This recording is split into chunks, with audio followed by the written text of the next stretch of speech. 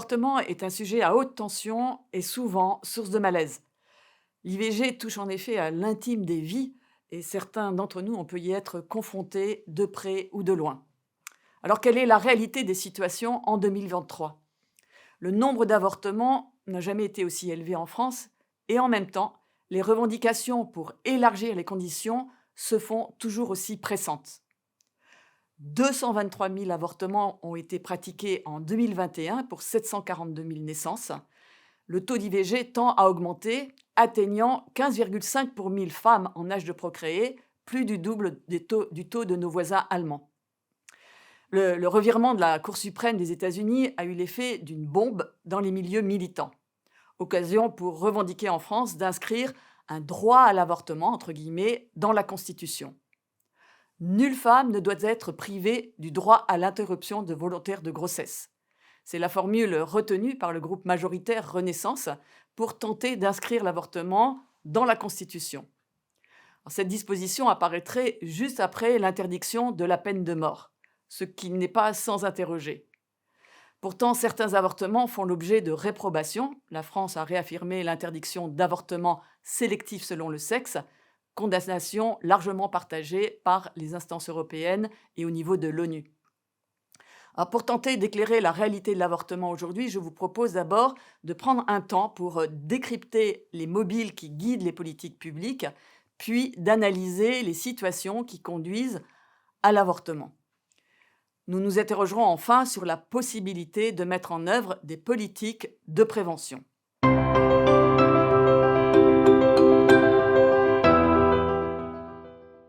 Alors aujourd'hui, les mobiles qui guident les politiques publiques sont essentiellement inspirés de courants militants, avec comme premier postulat que l'avortement est considéré comme un élément majeur de l'égalité entre les femmes et les hommes.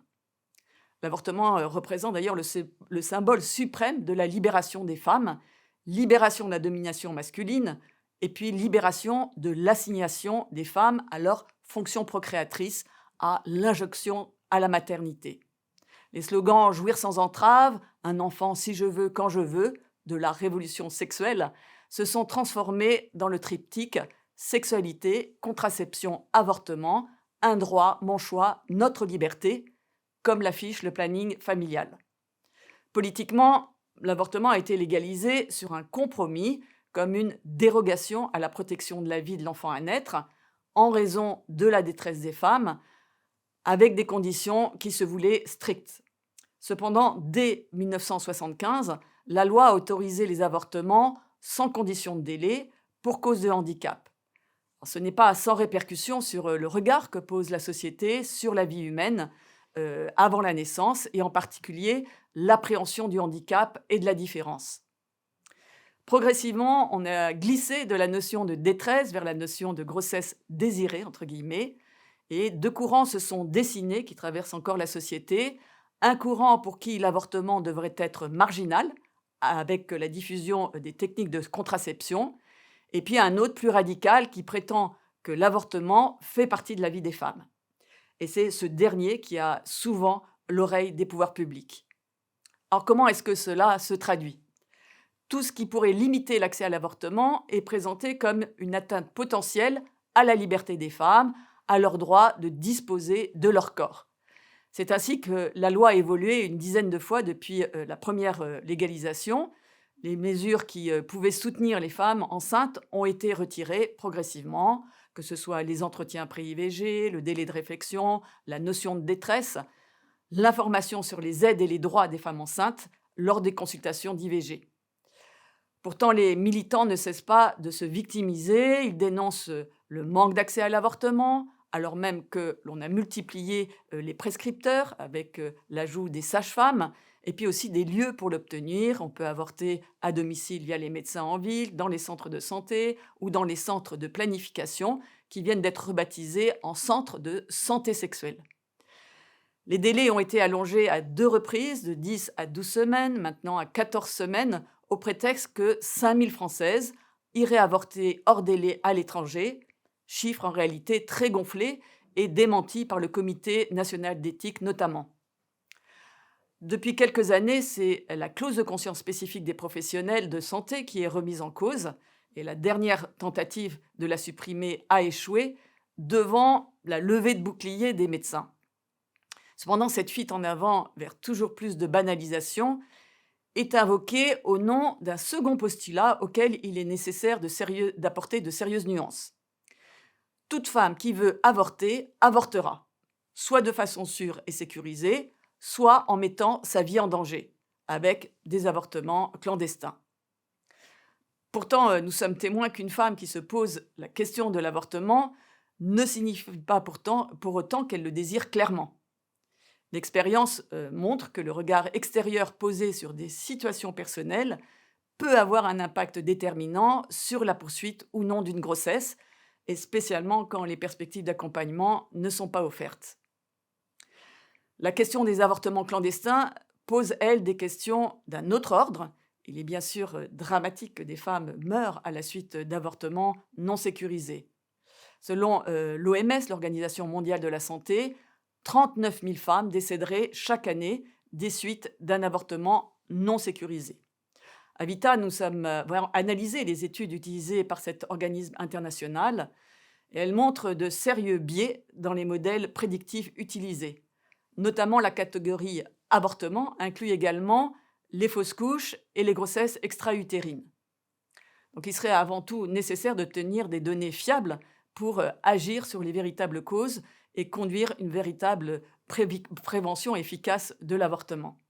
Concernant les avortements illégaux, on ne peut pas passer sous silence que les normes sociales pèsent sur le sentiment de rejet que peuvent ressentir des femmes en raison de leur grossesse.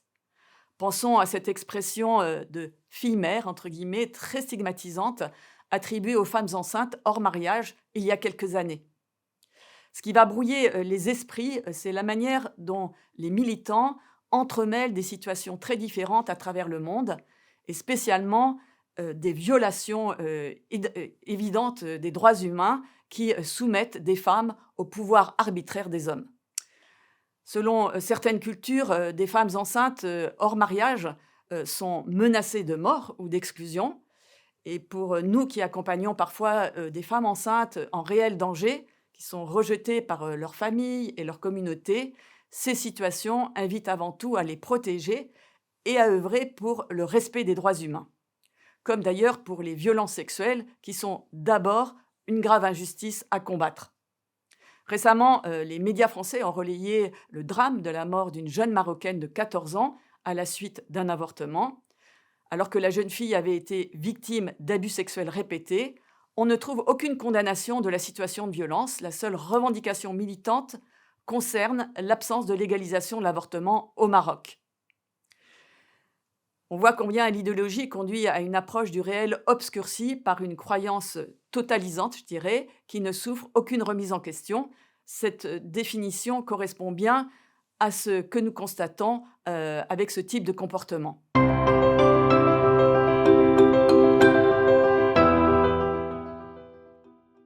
J'ai pris un peu de temps pour décrypter les mobiles qui sous-tendent le contexte actuel, car ils conduisent à confisquer vraiment une réflexion sérieuse. Pourtant, ils ont dessiné depuis une cinquantaine d'années des nouvelles normes sexuelles et procréatives qui nécessitent d'être questionnées. Ce qui est présenté comme un choix s'est progressivement imposé à tous. Le contrôle de la fertilité est organisé et vécu comme une norme sociale et sanitaire.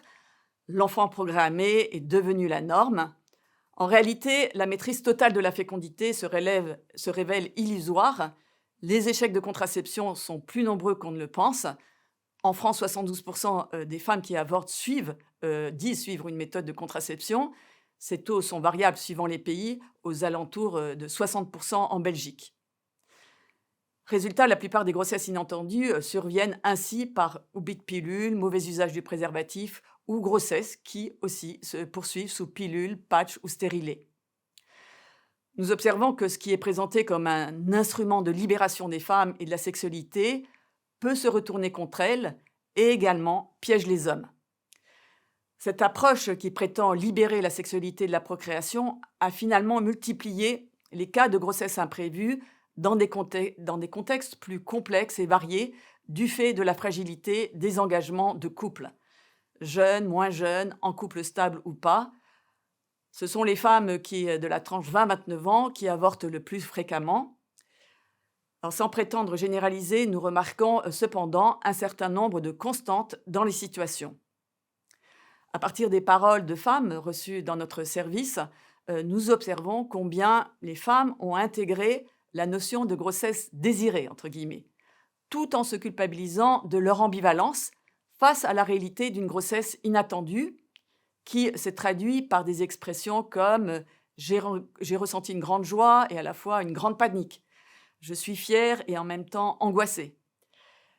Confrontée à la réalité de la grossesse, le désir peut évoluer et la plupart des femmes nous le disent, elles ont bien conscience que la vie d'un nouvel être humain est inaugurée.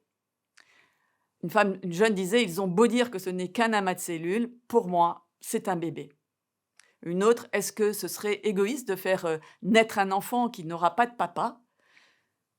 Les femmes ont droit à ressentir cette ambivalence, à hésiter, à être particulièrement soutenues et entendues dans ces moments-là, sans pour autant être prises au mot trop vite en consultation d'IVG.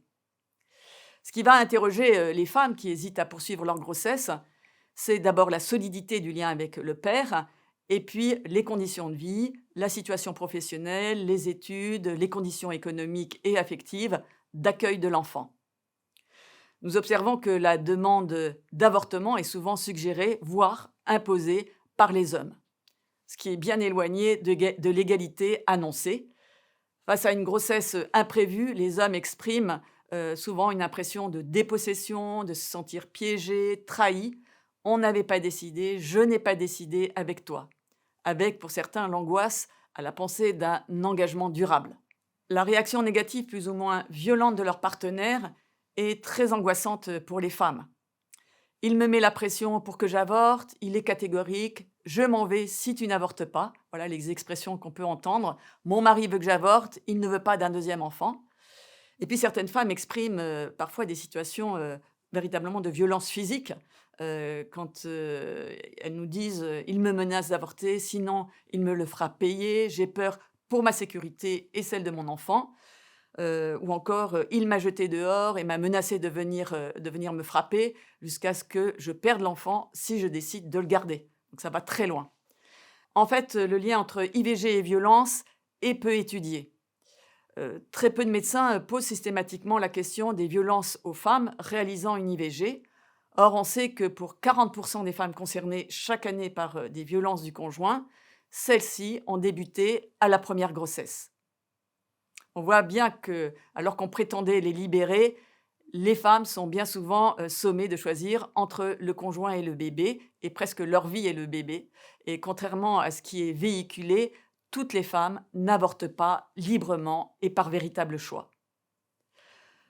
Outre la pression du compagnon ou de l'entourage pour les plus jeunes, beaucoup de femmes qui s'adressent à notre service d'écoute confient se tourner vers l'IVG à contre-cœur par peur de perdre leur emploi ou pour des raisons financières ou peur de l'avenir.